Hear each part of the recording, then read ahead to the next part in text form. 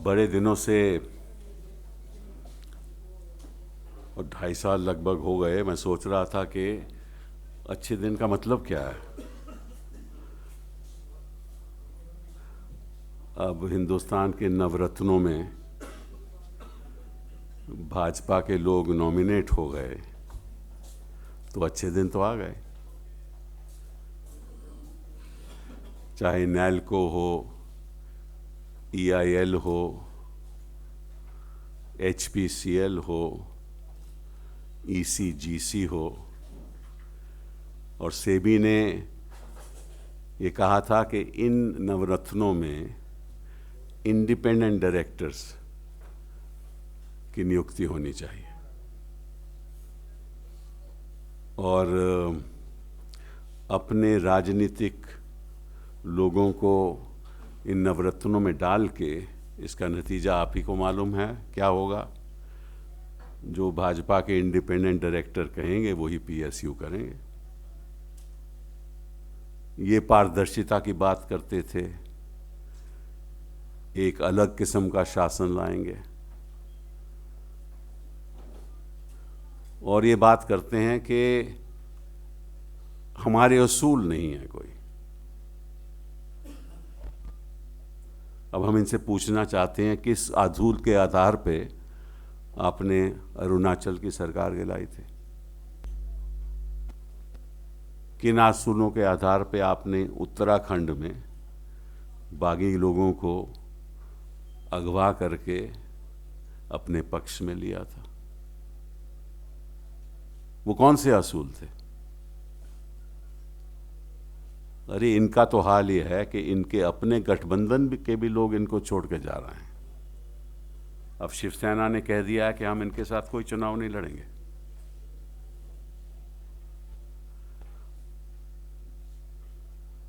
और इनसे ये पूछा जाए कि आपका जो अकाली के साथ गठबंधन है वो किस असूल के आधार पे है।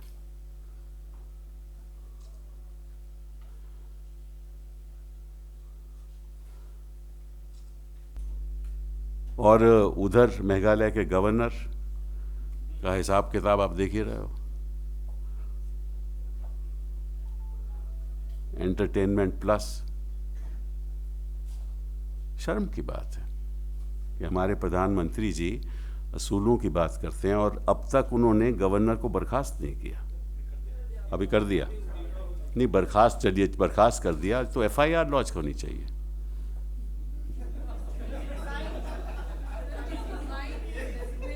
होना चाहिए ना, FIR तो लॉन्च होना चाहिए। हमने डिमांड भी किया है। मैं सोचा बिल्कुल अरे कोई शिकायत करेगा ही नहीं। इनके खिलाफ कौन शिकायत करेगा? जो शिकायत करते हैं, नहीं, हमने मांग की है कि FIR लॉन्च होना चाहिए। पार्टी ने मांग की है। हाँ, वो तो कंप्लेंट तो गई है। तो कहने का मतलब ये है कि अच्छा, और दूसरी बात ये है कि अब ये डिमोनेटाइजेशन को भूल गए। डिमोनेटाइजेशन की तो बात ही नहीं करते। अब करें कैसे? जहां डिमोनेटाइजेशन की बात करते हैं इनके विधायक, उनका नतीजा क्या होता है आपको मालूम है? उत्तर प्रदेश में क्या हुआ? उत्तराखंड में तो गोलियां चल गई। यशपाल आर्या जी के यहाँ पे गोलियां चल गई, और मौर्य साहब इलाहाबाद जाने को रहे, डर रहे हैं कि इलाहाबाद जाएंगे कैसे। तो from demoralisation of the currency to demoralisation of the cadres, ये हो रहा है। और मैं आपको आज कहने वाला हूं कि इनका सफाया होने वाला है। पंजाब में इनका कोई चांस नहीं है। अब तो ऐसा लगता है कि पंजाब के जो युवा लोग हैं, कोई ड्रग प्रॉब्लम है ही नहीं। इनके भाषण सुनो तो ऐसा लगता है तो कोई ड्रग प्रॉब्लम है ही नहीं। ये भी एक दिखावा है विपक्ष का। जैसे युवा बड़े खुश हैं। मोदी जी ये समझ नहीं रहे कि कितना आक्रोश है जनता में। आक्रोश इसलिए है कि जो युवा हैं हमारे देश के, वो बेरोजगार हो गए, उनको नौकरियां नहीं मिल रही। चाहे जल्लीकट्टू हो, चाहे पंजाब की समस्या हो, साफ जाहिर है कि जनता में खूब आक्रोश है। और जितने मर्जी ये स्पॉन्सर कर लें कि जब सवाल पूछे जाएं तो ये कहें हम तो बड़े खुश हैं, और उसको टीवी पे दिखाया जाए, जितनी मर्जी ऐसी टीवी पे दिखाएंगे, असलियत कुछ और है। क्योंकि ये तो हवाई जहाज में घूमते हैं, इनको ज़मीन से कुछ लेना देना नहीं है।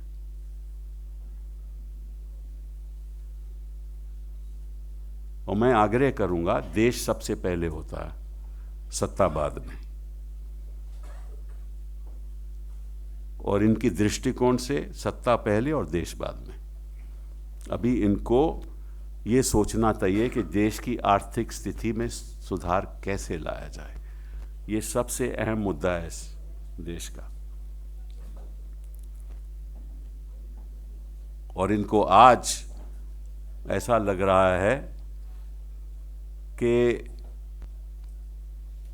कोई इनके पास सुझाव ही नहीं है जिस आर्थिक स्थिति पे हम पहुंचे हैं। अब ये पीछे इन्होंने कह दिया कि हम इस देश में कैशलेस सोसाइटी लाएंगे, तो मैंने अपने जो पुराना मेरा मंत्रालय था टेलीकॉम सेक्टर, वहाँ पता किया कि जो फाइबर ऑप्टिक नेटवर्क हम लगाने जा रहे हैं कितनी हद तक आगे बढ़ा है। क्योंकि लगभग हमने 2.5 लाख ग्राम पंचायतों में फाइबर ऑप्टिक नेटवर्क का फाउंडेशन ले करना था। तो हमें बताया गया कि उसका जो एक्सटेंशन दी गई है 2019 तक, वो 20 तक ले होगा। तो कैशलेस कहाँ, अगर वाईफाई नहीं होगा, नेटवर्क ही नहीं होगा, तो कैशलेस कहाँ से लाओगे? जब तक कनेक्टिविटी नहीं होगी तो कैशलेस कहाँ से होगा? और जिनके पास कैश नहीं है वो तो वैसे ही कैशलेस है, तो उनके लिए कनेक्टिविटी की तो ज़रूरत नहीं। क्यों 68% हाउस होल्ड्स हैं इस देश में जिनकी आमदनी 10,000 से कम है, 68%। तो उनको तो कोई ज़रूरत ही नहीं है, ना उनके घर के नज़दीक बैंक है, ना कोई वाईफाई है। तो डिमोनेटाइजेशन की बात बंद हो गई, कैशलेस हो नहीं सकता,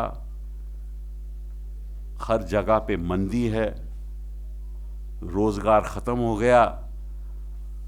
और ये बात कर रहे हैं कि कांग्रेस पार्टी गैस कनेक्शंस 12 का हमने वादा किया था लेकिन 9 दे पाई। ये भाषण हो रहे हैं,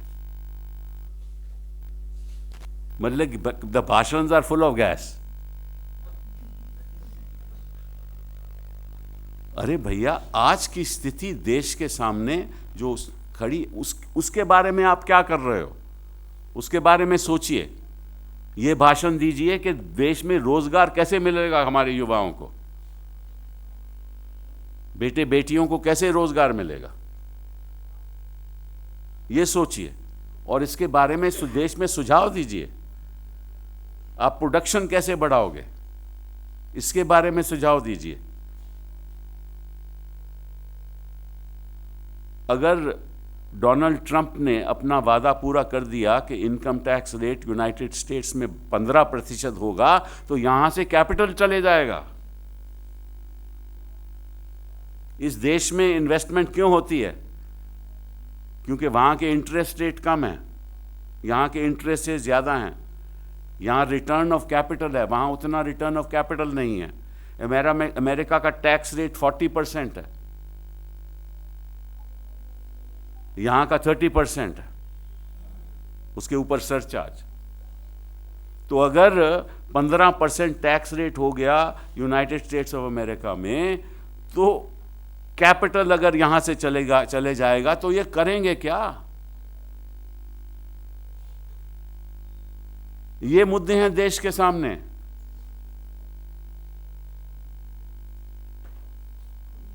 लेकिन मोदी जी इनके बारे में न सोचते हैं, न सोच सकते हैं। क्योंकि उनको किसी तरीके से सत्ता का इतना लोभ है कि कोई भी षड्यंत्र करके सत्ता पाई जाए। अब गोवा में देखो क्या होने वाला है इनका। वेलिंकर साहब ने अपनी नई पार्टी शुरू कर दी, महाराष्ट्र गोमांतक पार्टी, और गोवा सुरक्षा पार्टी जो उनका गठबंधन है, वो सुना है अलायंस होने जा रहा है उनका।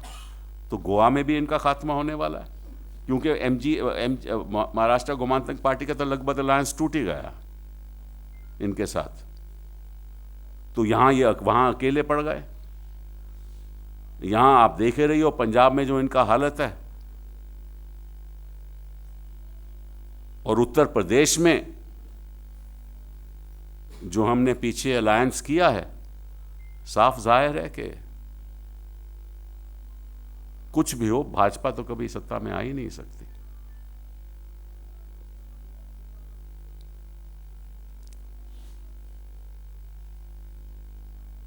और आजकल वैसे मोदी जी बाहर नहीं जा रहे।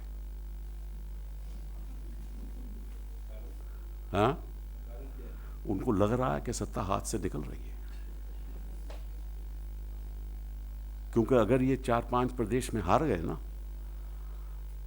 तो फिर इनका समझ लो जो होता है ना, गुब्बारा ऊपर जाता है, वो स्ट्रैटोस्फीयर में फट जाता है।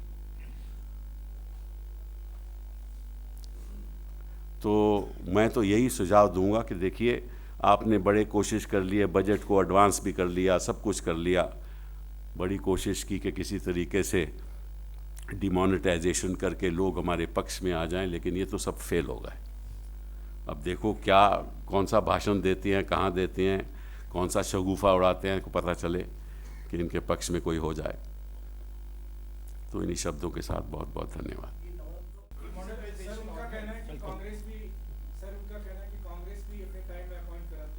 हाँ, तो ये तो कह रहे थे कि मैं तो एक नई सोच के साथ आगे बढ़ूंगा, एक नया प्रदेश, नया देश आपके सामने, नया किस्म का शासन, नई नई बातें।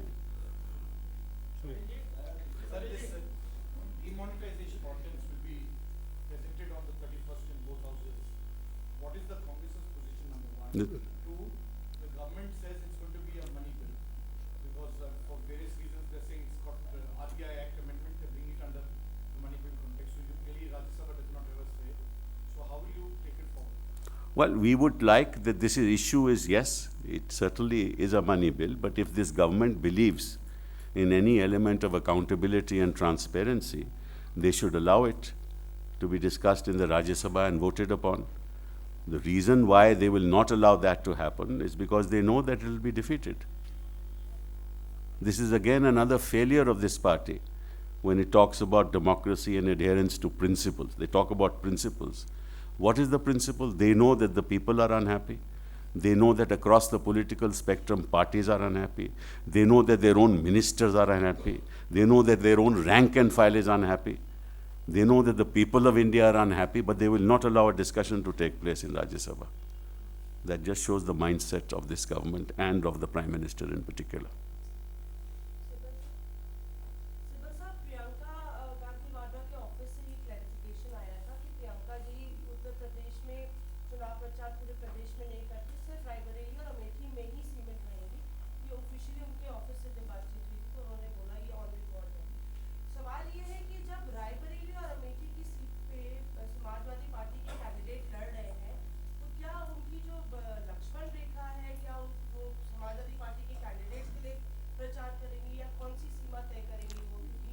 देखिए, दो बातें। एक तो प्रियंका जी का नाम हमारे स्टार कैंपेनर्स में है, किस हद तक कहाँ वो अपना कैंपेन करेंगे ये तो आपको वक्त ही बताएगा। दूसरी बात है, यहाँ जहाँ तक रायबरेली और अमेठी का सवाल है, जो भी किसी ने अपने उम्मीदवार खड़े किए हैं, वहाँ भी आपको पता चल जाएगा आने वाले दिनों में कि किस तरह से हम उनका सामना करते हैं।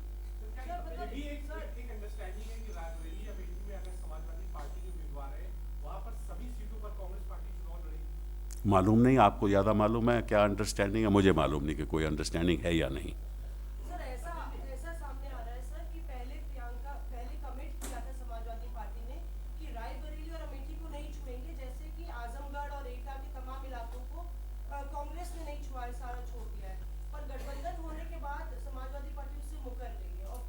आपको इस बारे में इल्म ज़्यादा है, मुझे कम है। मैंने आपको बता दिया ना कि आपको जानकारी लगे।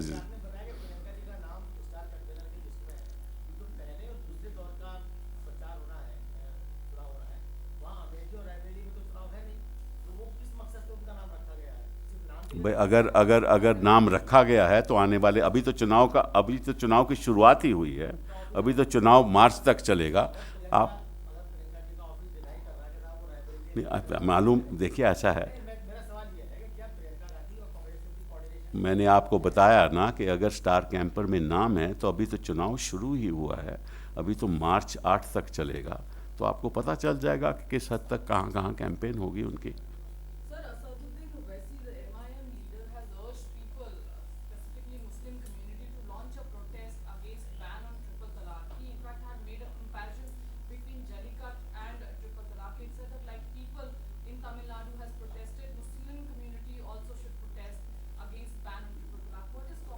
Why should I comment on what Mr. Owaisi says?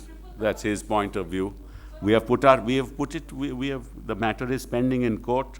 The matter will be decided by the court.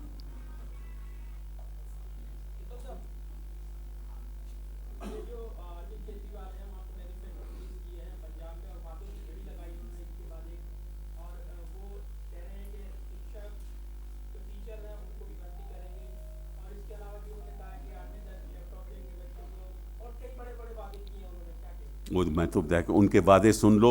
चुनाव के पहले जब दिल्ली में चुनाव होना था तो उन्होंने बड़े बड़े वादे किए। दिल्ली की हालत आप जानते ही हो।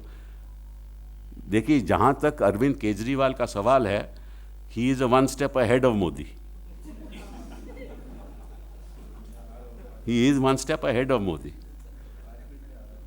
ठीक है, ये वो सपने बेचते थे, ये सपनों के सौदागर हैं। नहीं, दैट झूठ बोलना और लोगों में अफवाह फैलाना, गलत बयानी देना, लोगों को गुमराह करना, उसमें अव्वल है। पता नहीं इसका, अगर यही हिंदुस्तान के शासन में होना चाहिए, अगर ऐसी राजनीति होनी चाहिए तो वो अव्वल है। अगर इस देश में झूठ की राजनीति के आधार पर देश आगे बढ़े तो वो अव्वल है।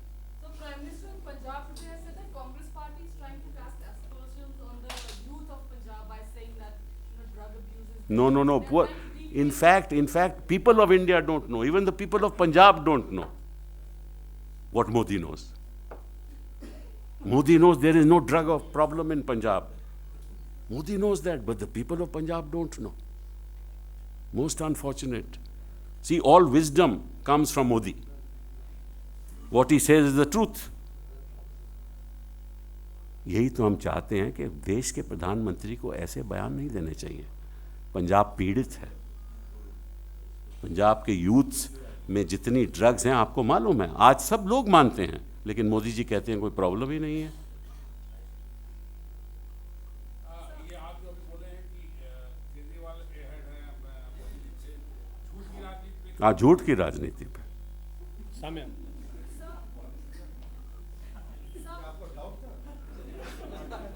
जी हाँ।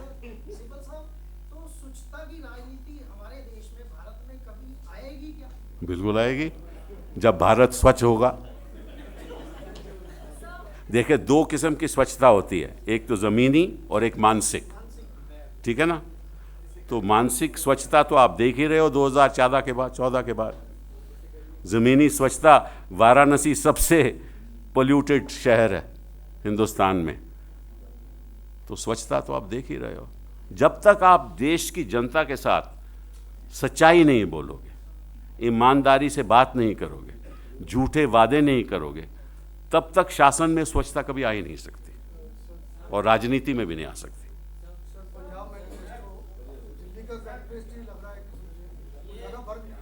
हाँ जी, पंजाब का मैनिफेस्टो और दिल्ली का जो मैनिफेस्टो कांग्रेस ने जारी किया था, दोनों को ज़्यादा फर्क नहीं है, तो क्या कहना? अच्छी बात है।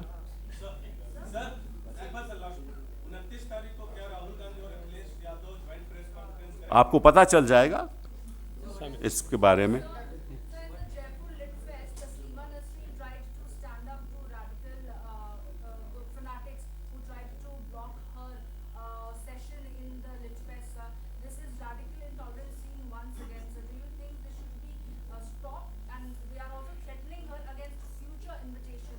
Well, you know, this will happen in this country under this dispensation. And we are seeing it. In fact, the ugly head of intolerance has never been so vibrant in India as it has been since 2014. Tolerance is one of the hallmarks of this. Intolerance is one of the hallmarks of this government. At every level there is intolerance. There is political intolerance. There is intolerance towards the minorities. There is intolerance towards the Adivasis, the Dalits, the marginalized. But there is extreme tolerance for all the wrongdoings that their own people do.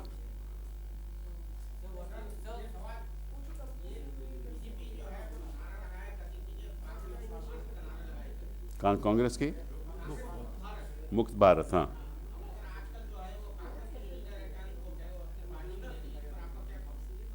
समझ नहीं आया सवाल। शामिल कर रही है। हाँ हाँ हाँ हाँ।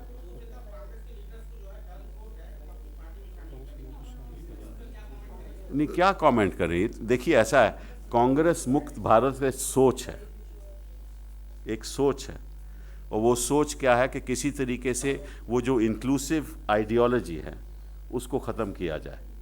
ठीक है, वो डिवाइसिव एजेंडे से ही ख़त्म हो सकती है। तो ये भी एक डिवाइसिव एजेंडा का एक कदम है। किसी तरीके से कांग्रेस पार्टी के लोगों को तोड़ो, फिर उनको टिकट दो। उसका नतीजा आप देख रहे हो, उत्तर प्रदेश में ही नतीजा और उत्तराखंड में भी देख रहे हो।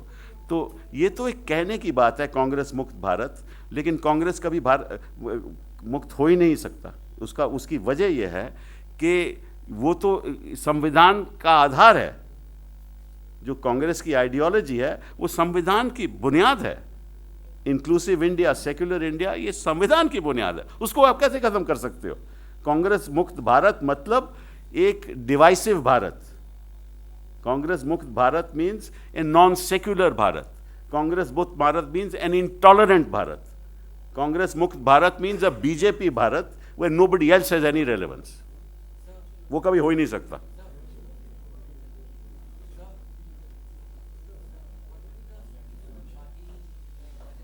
What will be the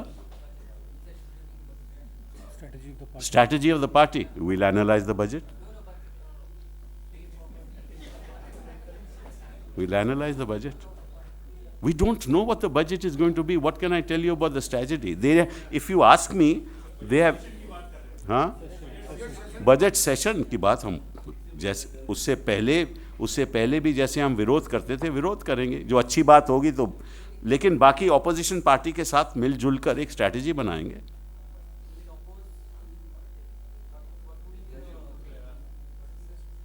Sir, whatever the recommendations in the budget are, we'll analyze them and then take them. What else can we do? अभी debriefing में बात। Thank you.